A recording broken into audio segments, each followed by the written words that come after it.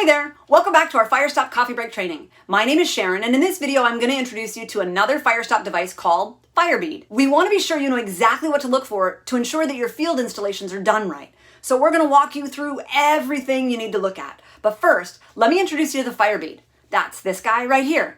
It has this pink vinyl mud leg that you'll remember from the Hot Rod XL, but it doesn't have the compressible foam segment.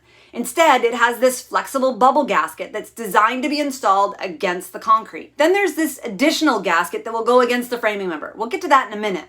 Of course, it still has the intumescent strip, which is what makes it a Firestop product, because if there is a fire, this intumescent strip will expand and fill the deflection gap, preventing fire, smoke, and toxic gases from penetrating through to the non-fire side of our wall. You'll notice the Fire Bead is different from the other products because of this leg right here. This goes into the wall and it'll be deeper with a device designed for a 2-hour wall than it will be for a 1-hour wall. Let me show you.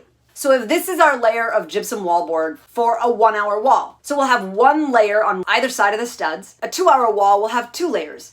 So the gasket that fits against the framing member for a 2-hour wall will need to be longer so that it's deep enough to make contact with the top track, the same way that it will in this scenario. Just like the Hot Rod XL, at the top of the mud leg, you can see this segment that prevents the drywall mud from getting into the joint area. So with that, you should see the similarities as well as the difference between all of these products. Now that we have the introductions out of the way, let's talk about the installation. And for one last time, we'll look at HWD 0624. You likely know that HW stands for head of wall, but did you know what the D stands for? That third letter in the UL nomenclature can either be an S or a D. The S stands for static, meaning that the joint has not been tested for movement.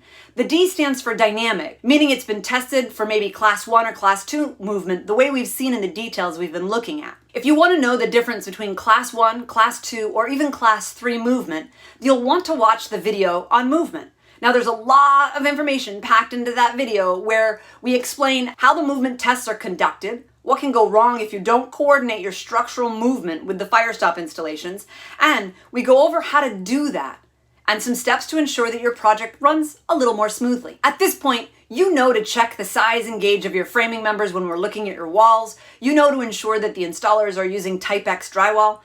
But if you want some fun, you should check out the video on the difference between regular drywall and Type X drywall. After that video, you're gonna look at drywall in a whole new way. You'll see puzzle pieces and campfire. You'll even see rebar. And if you watch the one on the difference between Type X and Type C board, then you'll have some popcorn to throw into the mix. If you work with drywall, it's definitely worth your time. And considering that we're talking about fire dynamics and test standards, it's actually a lot more fun than you might expect. Since we're working with the same detail, we'll have the same title block and the same floor assembly and the same wall information. So let's skip all of that and jump right into item 3, which is where we find the information about the Fire Bead. That will be 3A5.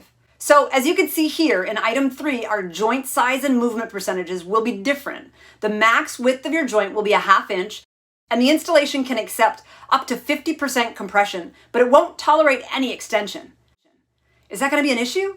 I have no idea, so you're going to have to bring that up with your structural engineer. This discussion is not unique to these devices. You should be having this discussion when you use sealants and sprays as well. It's just that not everybody does.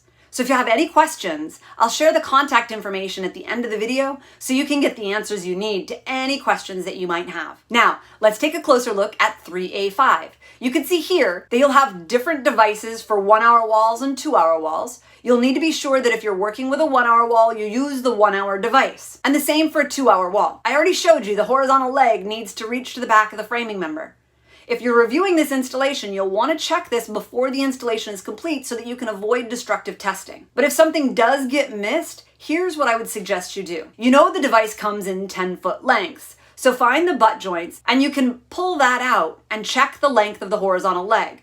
But there's no need to pull out a knife and cut anything like you would with sealants or sprays because you'd cause irreparable damage to the device. If you find a seam and pull the segment back, the drywaller can easily repair the finished application if it's exposed. And if you're lucky and it's above the ceiling, then it'll be even easier to check. One last thing on this, because your rated walls are going to have corners, and the installation will be a little bit different. So we want to be sure you know what they should look like, because the Fire Bead is, like we said, a little bit different. The inside and outside corners should run continuous by making a small cut in this short horizontal leg, and bending the fire gasket profile inward or outward so that it can attach firmly to the framing member.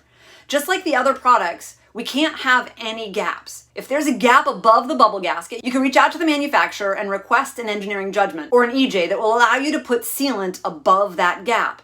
And of course, you need to be sure that the butt joints are tight. One thing we forgot to mention, if you're in an environment with extreme temperatures, such as Arizona summers or northern winters, you'll have to be careful if you're using traditional Firestop products, because if they reach temperatures outside of their handling range, the product may not perform as expected. Some projects put trackers that monitor the temperature during transit from the manufacturing facility just to ensure that the material is not compromised.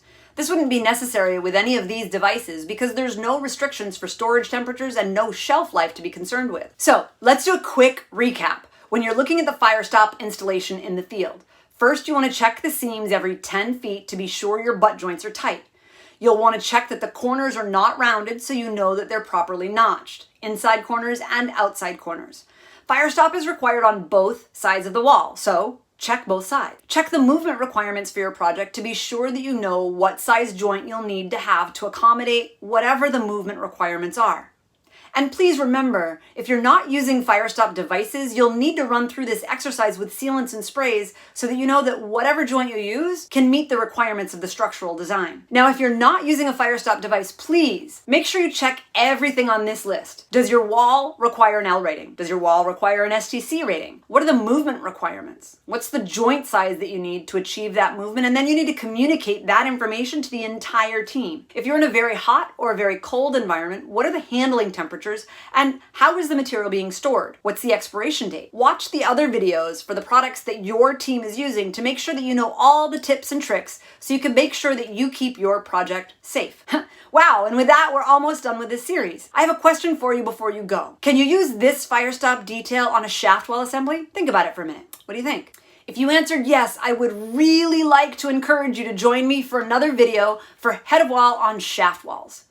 I know when we looked through item 2, it said that you could use this detail for any U400 or V400 wall, but when you look at the rest of the information in item 2, it did not list shaft liner, and it clearly has 2 layers of 5/8 Type X drywall on either side of the wall with devices on both sides of the wall. You're not going to be able to install a shaft wall assembly the same way. So if you want to know how to do that properly, you'll have to look at a detail for the shaft wall application. Please do that.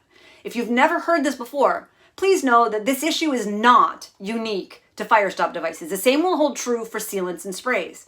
If this whole discussion makes your face squinch up because you aren't really sure, then I want to ask you, think back about your last project or maybe your current project. When the installers were Firestopping shaft wall assemblies, did they do anything at the shaft liner or did they just Firestop the finished layer of the wall? Maybe you thought the J-track would stop the fire, so it doesn't need any Firestop. I've heard that from contractors in the past. And if that resonates with you, I have to tell you, the shaft walls, which are critical life safety issues on any project, if that's what you did on your shaft walls don't meet code. And if this leaves you with a pit in your stomach, then I have a solution for you. I'd like to invite you to join me on this series for shaft wall assemblies. Regardless of how you want to Firestop those joints, when you're done with the shaft series, you will know that you're doing it right. And the best part is, if your contractors are doing it wrong, you don't even have to explain it to them. You can just have them watch the videos. And then they can pick whatever solution they want to use: sealants, sprays, or devices. I told you in the introduction, this was not a sales video, so seriously, no matter what material you want to use, we want to help you do it right. As always, I would like to ask you, if you found this video useful, please share, like, and comment on your favorite social media so that other people can see this as well. We have one last short video in this series, and thanks for your time. I look forward to seeing you on your next coffee break.